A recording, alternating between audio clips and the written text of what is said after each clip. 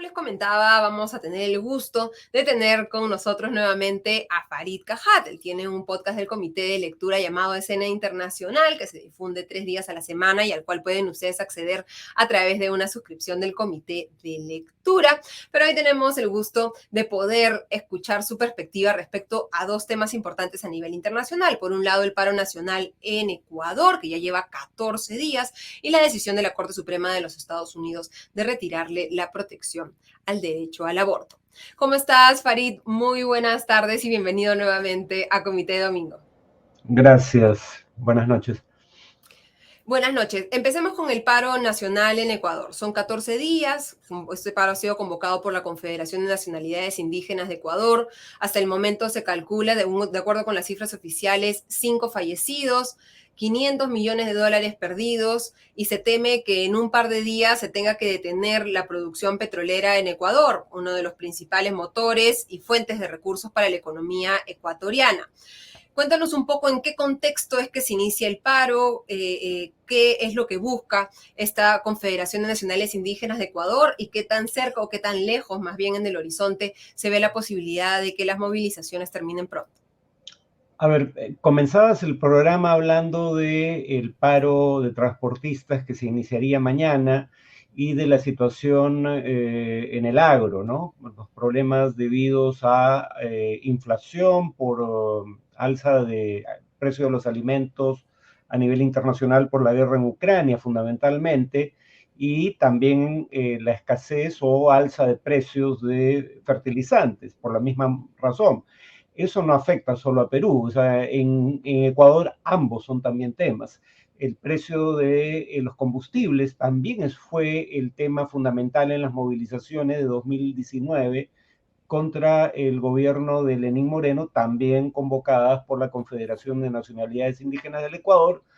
Tal vez el tema que es importante en Ecuador, que no es tan importante en el Perú, es el tema de la demanda de que se detengan nuevos proyectos de minería y petróleo en zona amazónica, ¿no? Digamos, ahí Ecuador tiene la peculiaridad de que la izquierda ecuatoriana está muy dividida en torno al tema, porque mientras el correísmo promovió la inversión en esas áreas, la izquierda vinculada al movimiento Pachacuti, 20% de la votación en la última elección presidencial, vinculada a la CONAIE, la Confederación de Nacionalidades Indígenas, criticaba por el modelo extractivista, así lo llamaban, a Correa, y más bien estaba a favor de reducir las inversiones y la exploración petrolera también en esas áreas, ¿no? El contexto además es particularmente difícil para Lazo y probablemente ayude a entender por qué ha dado marcha atrás en el tema del estado de excepción. Sí.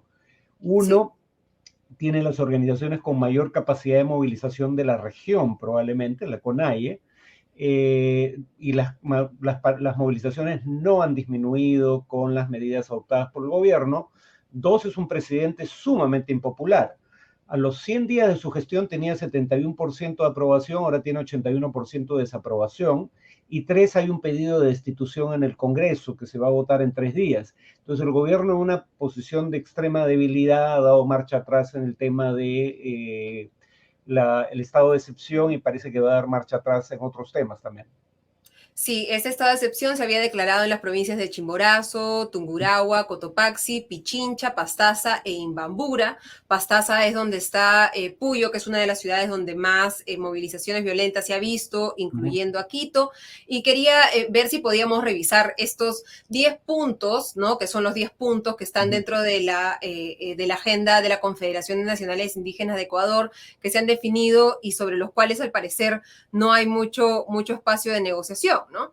Como bien mencionada, se habla de la reducción de los precios de los combustibles, ¿no? Se fija un punto específico en el que quieren que cueste los combustibles, darle moratoria a las deudas, reducir las tasas de interés, al mismo tiempo que piden reducción del precio de los combustibles, piden que se incrementen los precios que se pagan a los agricultores por la leche, el arroz, el banano, las cebollas, los abonos, papa, choclo, tomate y más, que no se cobre regalías en las flores.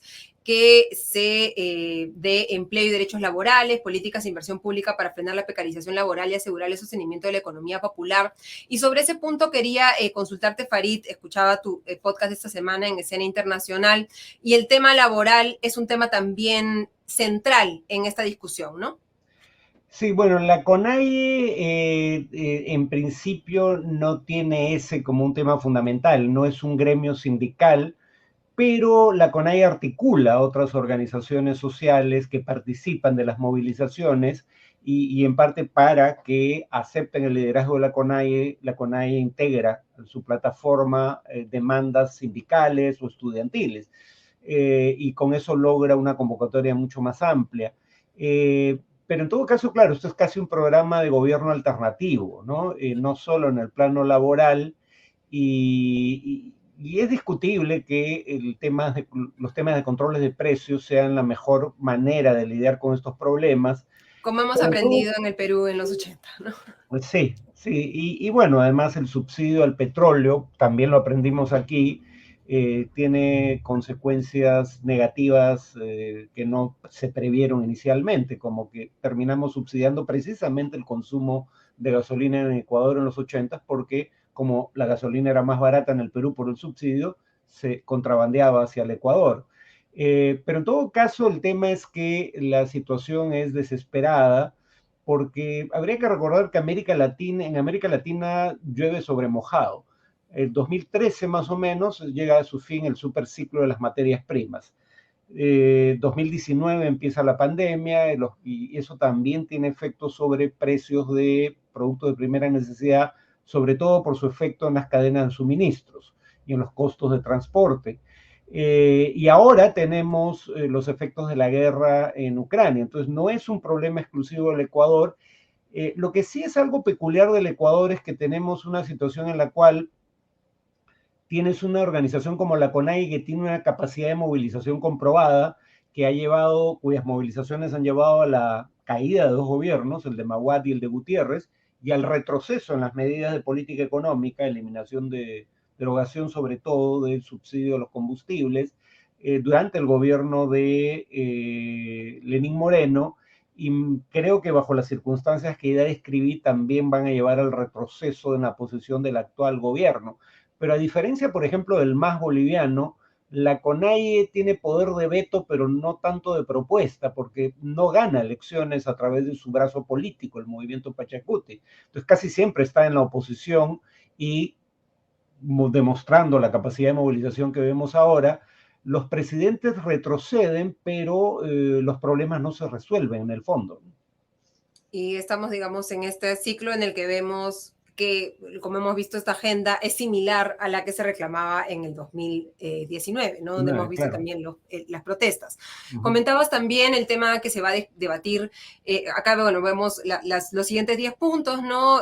Como decía, la moratoria de la ampliación de la frontera extractiva, o sea, impedir que avance el proyecto petroleros y mineros en espacios de protección ambiental, respeto a los derechos colectivos, detener la privatización de sectores estratégicos, políticas de control de precios, lo piden directamente, y control de enfrentar la especulación, salud, educación, presupuesto, seguridad, protección y generación de políticas públicas efectivas para frenar la ola de violencia, sicariato, etcétera, que creo que son propuestas que deberían estar en la agenda del gobierno, pero a las que no se pueden hacer soluciones de un día para el otro, ¿no? Son problemas estructurales en Ecuador, como en países como el nuestro, la inseguridad, etcétera, que requieren un poco más de tiempo para resolverse que 14 días. Guillermo Lasso está actualmente enfrentando este debate en el Congreso, ¿no? De que se pide su destitución, la bancada de Unión por la Esperanza, integrada por políticos leales al expresidente Correa, está buscando la destitución.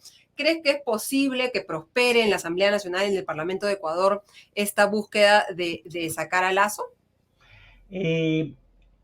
Hace 24 horas hubiera respondido que no, pero en las últimas 24 horas el movimiento Pachacuti, vinculado a la CONAIE, algunos lo llaman el brazo político de la CONAIE, pero en realidad el problema precisamente del movimiento indígena es que no siempre cierra filas detrás de los candidatos del movimiento Pachacuti. Algunos dirigentes de la CONAIE terminan haciendo alianzas paralelas a lo que propone la dirección de la organización. Pero digamos, el movimiento Pachacuti ahora ha dicho que se va a sumar a la propuesta de destitución. Ya había alrededor de 60 votos, tenían que llegar a 92, un poco más de 60 probablemente, había que llegar a 92 para alcanzar los 2/3 que se requieren, igual que en el Perú, para destituir al presidente. Con los 25 del movimiento Pachacuti ya la cosa es de pronóstico reservado. En parte creo que por eso la decisión del gobierno de retroceder en la medida de excepción, porque al principio era solo en 3 provincias y cuando se le exige levantar el estado de excepción para iniciar el diálogo, su respuesta fue pasar el estado de excepción de 3 a 6 provincias. Entonces ahora finalmente ha retrocedido en eso porque creo que se da cuenta de que si busca la confrontación, repito, con las calles ardiendo, con una mayoría contraria en el Congreso que busca destituirlo y con una muy baja popularidad, lo más probable es que terminara fuera del gobierno, ¿no? Entonces creo que el gobierno empieza a dar signos de flexibilidad simplemente para evitar la ruptura. Estaremos atentos entonces a cómo se da, digamos, esta flexibilización previsible de la postura de Lasso buscando la sobrevivencia política. Y Farid, vamos a aprovechar también para ver el otro gran tema de la semana. El viernes la Corte Suprema de los Estados Unidos revocó la protección constitucional al derecho al aborto, anulando la sentencia que lo garantizaba desde 1973, la sentencia conocida como Roe v. Wade. Es bastante fuera de lo común que la Corte Suprema revise decisiones que ya ha tomado la Corte Suprema anteriormente, especialmente en un contexto en el que hay elecciones para renovar el Senado y para la Cámara de Representantes este año. Un poco, ¿cuál es tu visión respecto a esta decisión de la Corte Suprema y qué consecuencias podría traer para el futuro electoral tanto del Partido Demócrata como para el Partido Republicano? A ver, yo hice un podcast para Comité de Lectura sobre este tema y me reafirmo en lo que decía ahí.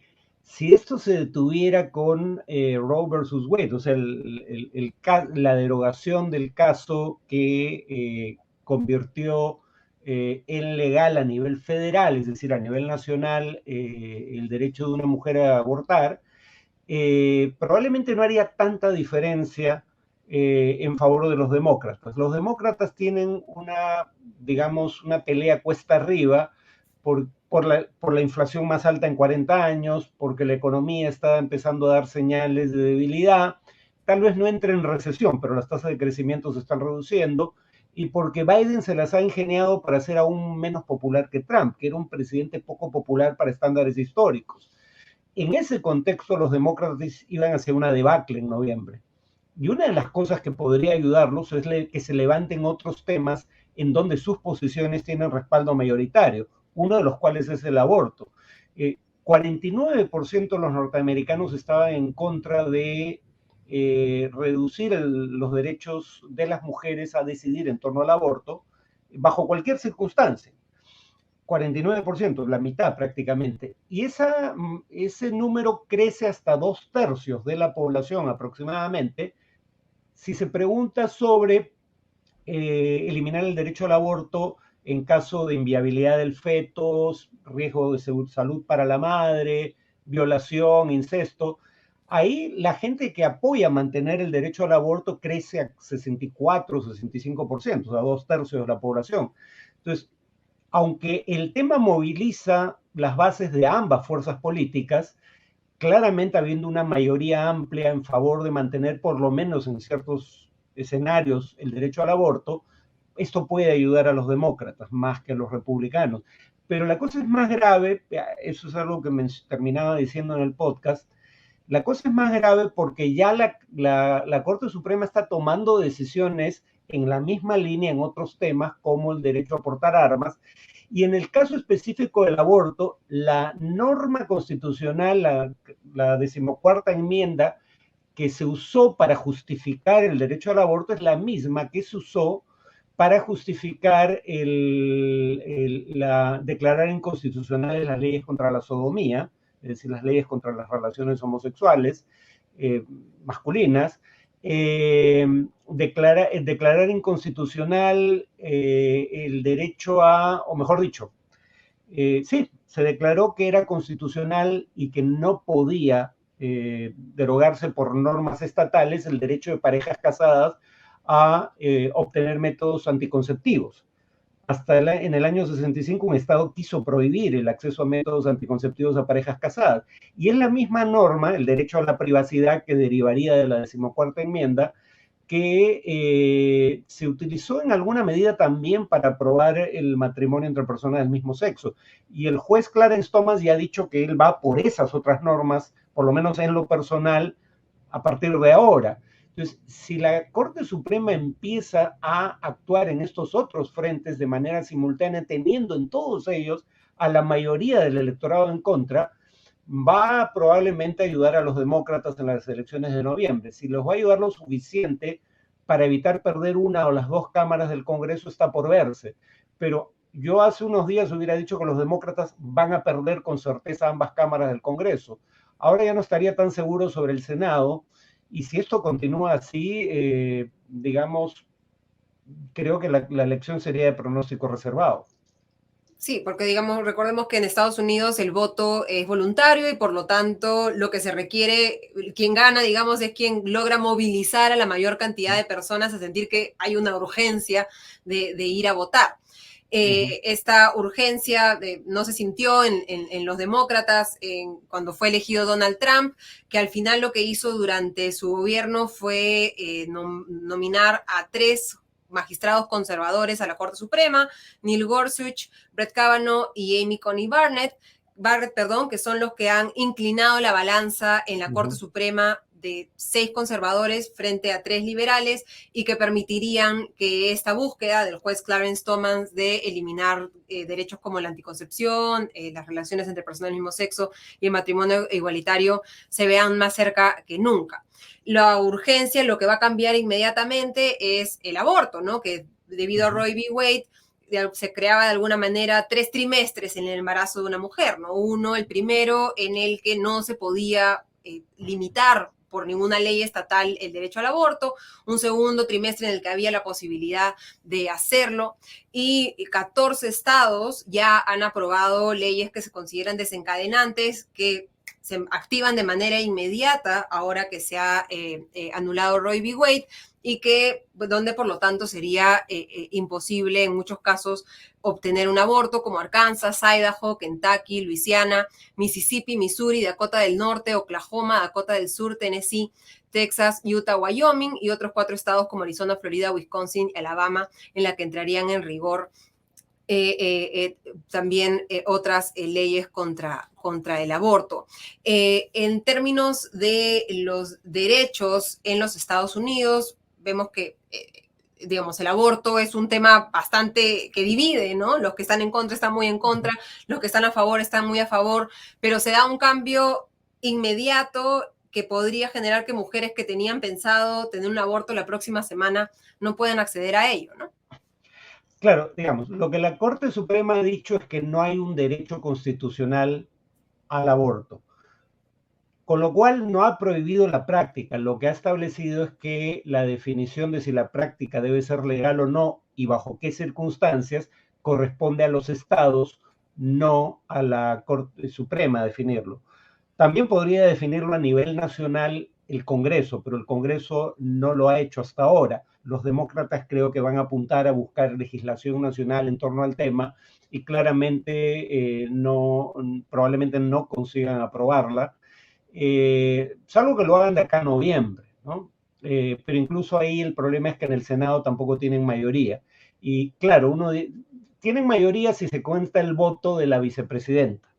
El problema es que no basta con tener mayoría porque en ciertas circunstancias la oposición puede practicar lo que dan en llamar el filibuster, es decir, un congresista pide la palabra y habla durante 24 horas continuas, ha llegado a ocurrir, y luego pide la palabra a otro y simplemente boicotean la decisión. No hay cómo llegar a la votación porque no se puede interrumpir el derecho a, intervenir de los senadores, salvo que haya 60 senadores que voten a favor de pasar a la votación, y eso no lo tienen los demócratas. Entonces probablemente no se legisle de acá a noviembre eso, y a partir de noviembre, si los demócratas pierden, como es probable, menos aún. Entonces lo van a definir los estados, y ahí entran a tallar una serie de problemas. El más obvio, lo hemos visto en Centroamérica, países como El Salvador, donde el aborto está prohibido bajo cualquier circunstancia. Hay en inglés hay la palabra abortion y miscarriage. Miscarriage es el aborto no inducido, es decir, espontáneo. ¿Y cómo saber si un caso de aborto fue de un tipo o del otro? Porque hay pena, ahora va a haber pena de prisión de por medio de muchos estados. Entonces una mujer puede terminar presa por algo que no debiera ser delito para empezar, o por lo menos no debiera tener una pena de prisión, pero incluso sin haber cometido el delito imputado, ¿no? Entonces, esto se presta a una serie de abusos de la norma. Claro, se dice las mujeres van a poder viajar a un estado vecino que sí permita la práctica, pero mujeres de escasos ingresos probablemente no les sea tan fácil hacerlo, ¿no? Entonces, las más perjudicadas van a ser las mujeres de minorías étnicas, que son a su vez, o entre las cuales a su vez se encuentran las más pobres. Y además también se teme que se pueda, como dices, también imponer penas de prisión a quienes ayuden en ese aborto, a la persona que transporte a la mujer de un estado a otro, o el médico que lo practique, lo cual es claramente aterrorizante, ¿no? Y muy brevemente, Farid, ¿qué efecto crees que va a tener esto en la búsqueda por la legalización del aborto en otros países que suelen ver a Estados Unidos como la guía en el tema de libertades individuales? Bueno, en el Perú ya estamos retrocediendo sin esperar a lo que haga Estados Unidos, pero en todo caso los conservadores de la región van a tomar esa como su guía. Entonces, sectores conservadores van a tomar el ejemplo de Estados Unidos, porque claro, hasta hace poco, hasta hace unos días, de hecho, se podría decir todos los países desarrollados mantienen un aborto legal. Las circunstancias varían de caso a caso, pero no hay un solo país desarrollado que prohíba para cualquier efecto la práctica del aborto. Ahora eso ya no es del todo cierto. Y estamos en un escenario considerado improbable en el que Irlanda tiene políticas más liberales respecto al aborto que en los Estados Unidos, ¿no? Es cierto. Y bueno, Irlanda primero buscaron acuerdos. Parte del problema en Estados Unidos es que esto no se pudo resolver por vía legislativa, porque es imposible que demócratas y republicanos se pongan de acuerdo en la mayoría de temas de agenda. En Irlanda sí hubo un acuerdo para legalizarlo bajo ciertas circunstancias. Sí, y vemos que creo que ese es el camino, y esperemos el camino que empiece a tomar Estados Unidos y países también como el nuestro. Muchísimas gracias, Farid, nuevamente por acompañarnos en este comité de domingo. Nos vemos de repente el próximo domingo, quién sabe. Muchísimas gracias. Como les digo, pueden seguir a Farid en su podcast en el Comité de Lectura Escena Internacional.